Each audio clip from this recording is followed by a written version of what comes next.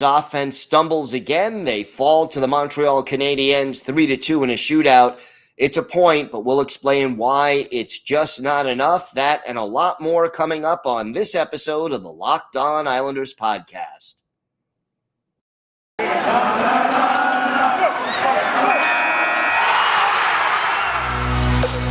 Your Locked On Islanders, your daily podcast on the New York Islanders. Part of the Locked On Podcast Network, your team every day.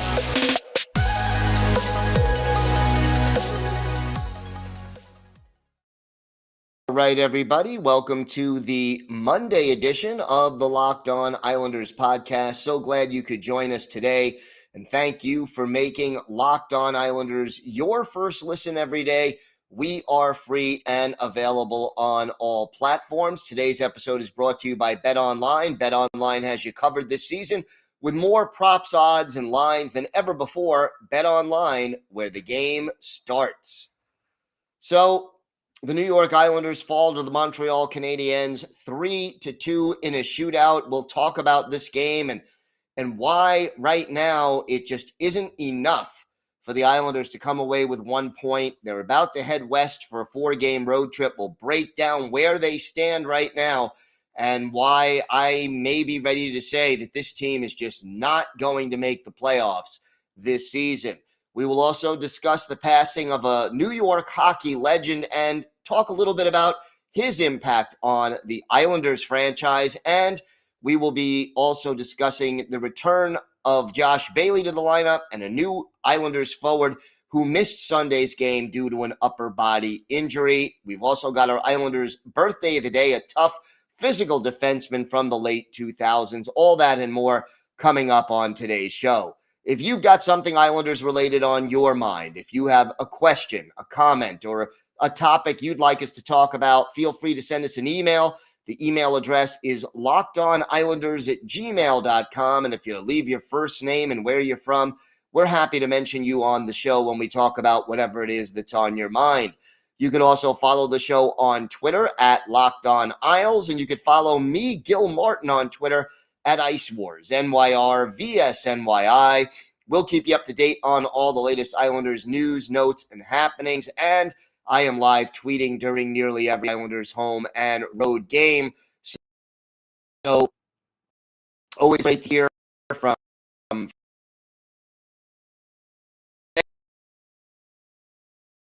fans and analysis game. Fall at home, a score of 3-2.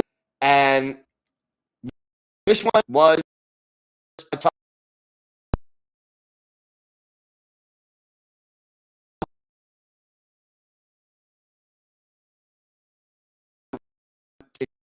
take.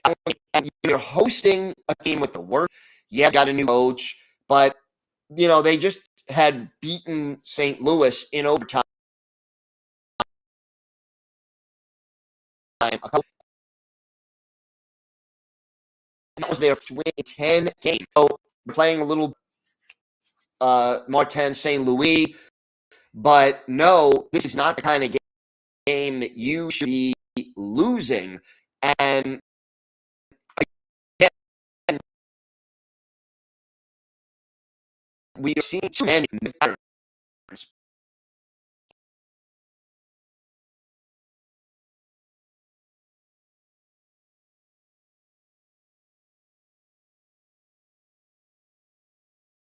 Popping up for this hockey team.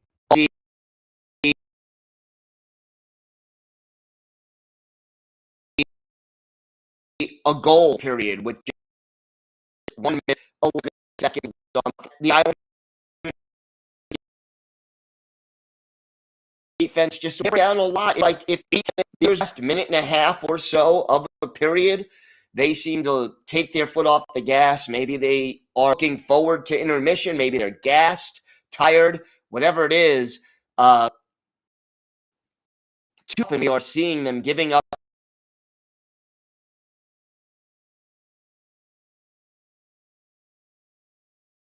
these late period goals. And we see by Ilya Sorokin, who again did play bad. He makes 25, 27 shots. That's a 9-20. Numbers like that are going to get you, a lot of wins for his teams.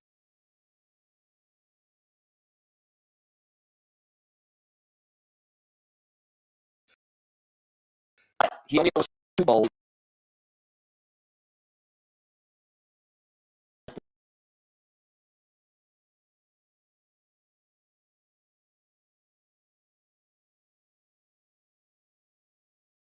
Between his shoulder and the post, the Islanders are really to give up even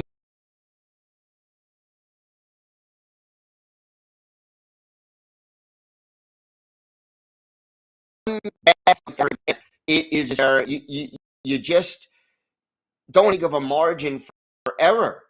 So the bad angle goal is like deja vu all over again. Yeah, he keeps on playing. Obviously, Varlamov up in Cal. Varlamov now back with the team, but still with protocols, so they don't want to go to clear. And the net result is Sorokin playing game after game. And,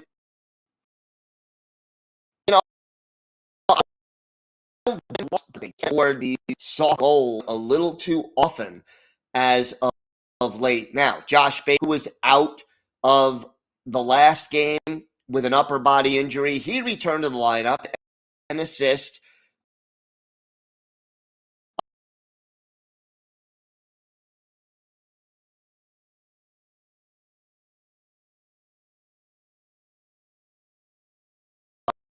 In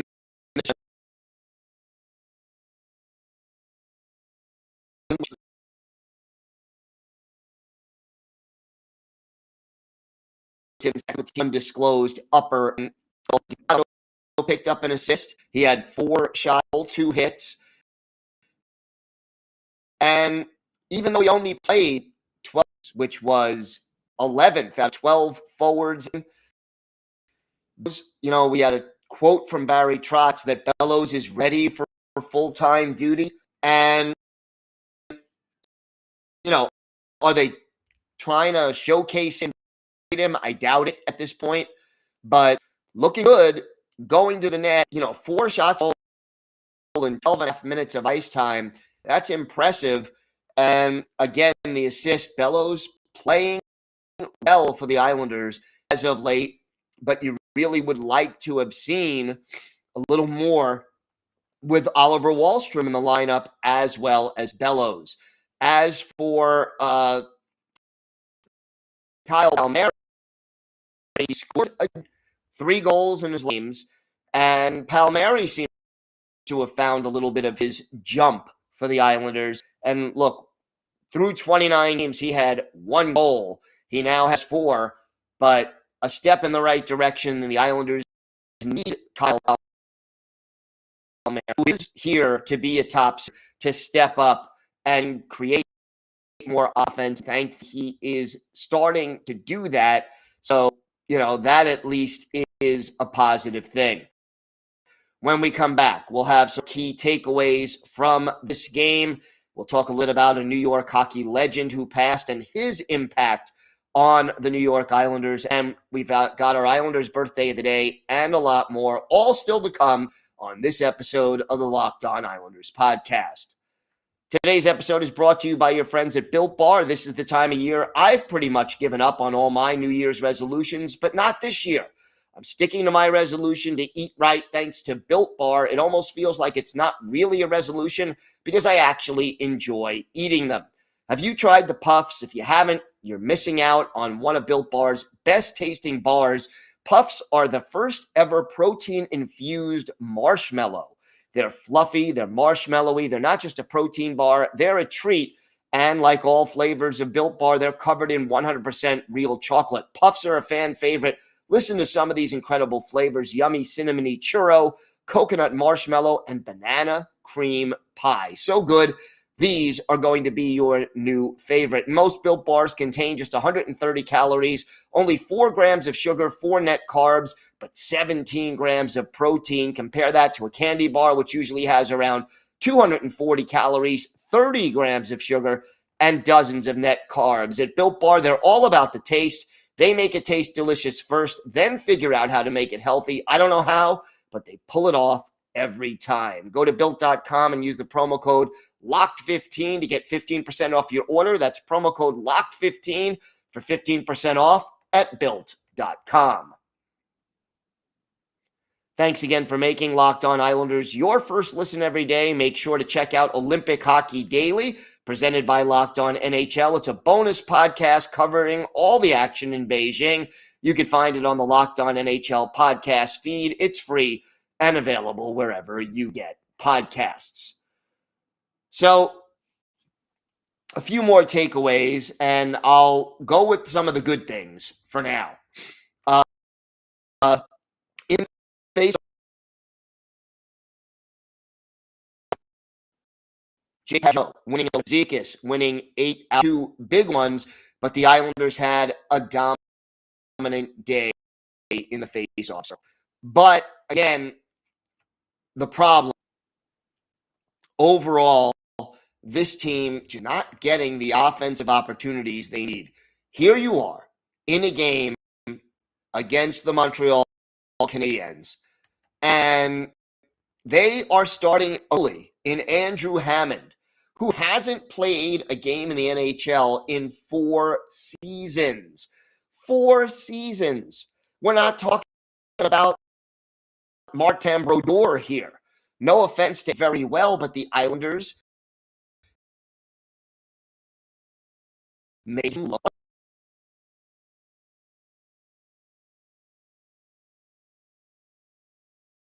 And again, too many of those shot opportunities coming from further away from the goal. And the Islanders need to get some more good chances. And, you know, when they did get those good chances down low, too often missed passes, pucks jumping over, hopping over a stick. You just have to convert more of these opportunities in order to win hockey games, and the Islanders getting it done. Look, some players are doing well. Brock Nelson scored another goal. He led the team with 6 shots on net, and I think Brock Nelson deserves a lot of credit for the way he's playing hockey. J.G. Pajot had 5 hits, as did Matt Martin in this game. They tied for the team lead. There were some bright spots, but I'm going to say this. You are not going to the playoffs if you can't beat the worst team, by record at least, in the league at home in a must-win game in late February. It just isn't going to happen. There's a 10% chance of computer models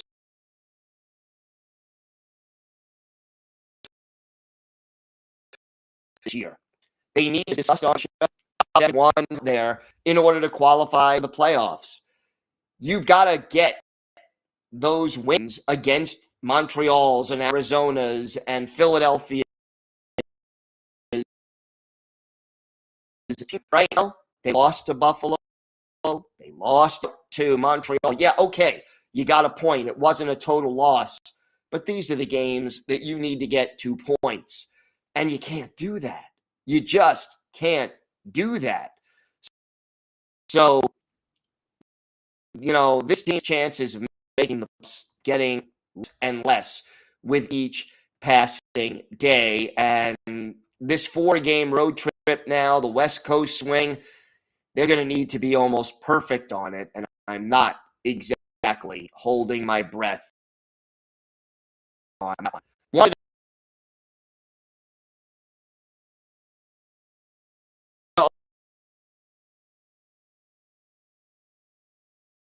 Also briefly touch on the passing of a New York hockey legend, Emile Francis, coach and general manager of the New York Rangers.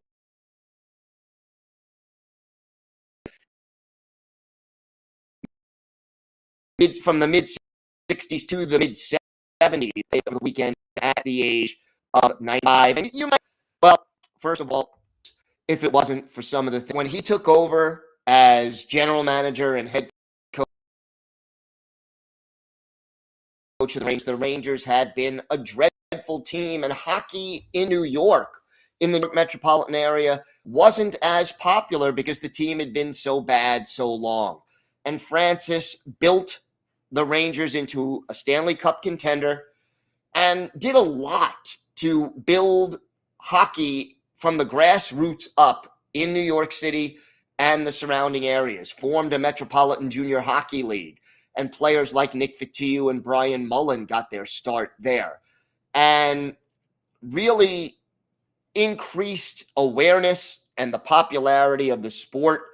So he did that. And then when the Islanders were formed in 1972, Francis welcomed them into the league. I interviewed him for my book, Ice Wars. He was very generous with his time, had a good memory. And he told me, and this story is related in the book, about how before the Islanders were going to draft Dennis Potvin, he made a substantial offer to Bill Torrey, which included 4 players on the Rangers' active roster and some picks to try to draft, to trade up and get the selection that would have been Dennis Potvin for the New York Rangers. Thankfully for Islander fans, Bill Torrey said, no, thank you. And the Islanders drafted Potvin, and as they say, the rest is history. And has any player hurt the Rangers more on the ice for the New York Islanders than Dennis Potvin? But as far as Emile Francis is concerned, a lot of what he did to grow the sport in and around New York set it up so there were enough hockey fans who couldn't get tickets to Ranger games that the NHL could say, yeah, the WHA wants to put a team in the new arena on Long Island, but we're going to beat them to the punch and put an expansion team there. So Emile Francis, a class act on and off the ice, a man who indirectly laid some of the groundwork for there to be a New York Islanders, and, who was a worthy opponent of the Islanders during their first 2 or 3 years of existence, including the very first Islanders playoff win in a series came against Emile Francis's Rangers and really sort of shut the door on that era, as after that Ranger team with Eddie Giacomin and Brad Park and Jean Rattel and Vic Hadfield, they were all gone, although Hatfield was gone the year before. But all of those players started to go after the Islanders defeated Emile Francis's Rangers with the big J.P. Parise goal in overtime of Game 3, the first ever playoff series for the Islanders and their first ever series win. So our condolences to Emile Francis and his family and friends, a man who did a lot for hockey in New York and who helped make the Islanders franchise possible. We have got a lot more to discuss on today's show. When we come back, we'll have our Islanders birthday of the day, a physical defenseman from the late 2000s, and some final thoughts about this team before they start their West Coast trip. So let's move on this episode of the Locked On Islanders podcast. Football may be over for this season, but basketball is in full steam for both pro and college hoops. And from all the latest odds, total, player performance props to where the next fired coach is going to land, BetOnline.net is the number one spot for all your sports betting needs. BetOnline remains the best spot for all your sports scores, podcasts, and news this season. And it's not just basketball. BetOnline.net is your source for hockey, boxing, and UFC odds, right to the Olympic coverage and information. Head to the website today or use your mobile device to learn more about the trends and action. BetOnline, where the game starts. Time now for our Islanders birthday of the day. And we want to wish a day late, happy 47th birthday for Brandit Witt in the first round, 11th overall. The Caps In 19, he joined the Caps for the 95-96 season, stayed with Washington through 05-06, was traded to Nil at the deadline, and then signed with the Islanders for the 06-07 season, stayed on the Island through the 09 2009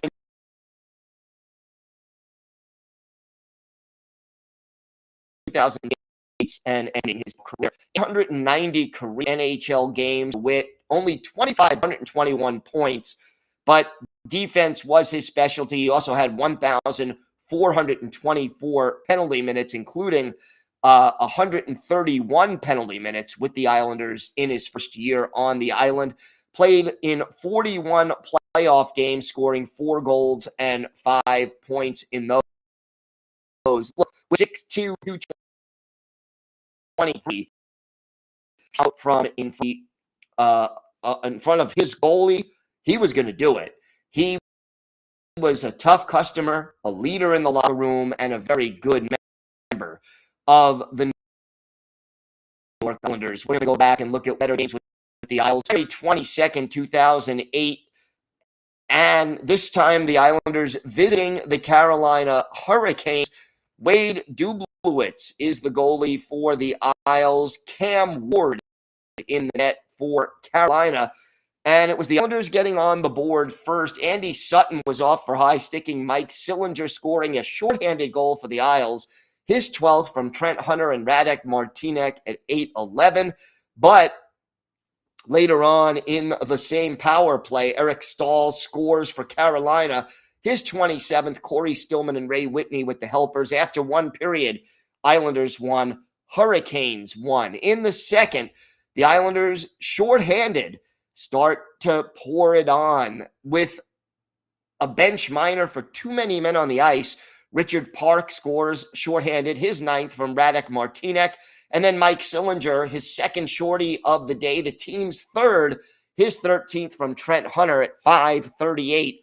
3-1 Islanders at that point. Sean Bergenheim made it 4-1 Isles at the 7:52 mark of the second.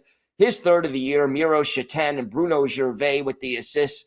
And all of a sudden, the Islanders lead 4-1. But Mike Commodore scores at 15:27 of the second, unassisted, his 3rd of the year. Islanders up 4-2 after 40 minutes of play. In the third, Matt Cullen, unassisted, makes it 4-3. But then Brandon Witt, our Islanders' birthday of the day, his 2nd of the year, Blake Como with the assist at 17:25. That gave the Islanders a 2-goal cushion at 5-3. And then Blake Como into the empty net at 18:45. That one unassisted.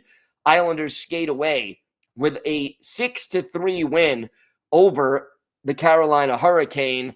And for Brandon Witt, 1 goal in 2 shots. He was a +2 in this game and had 2 penalty minutes. Wade Dublowitz, 44 saves in this game.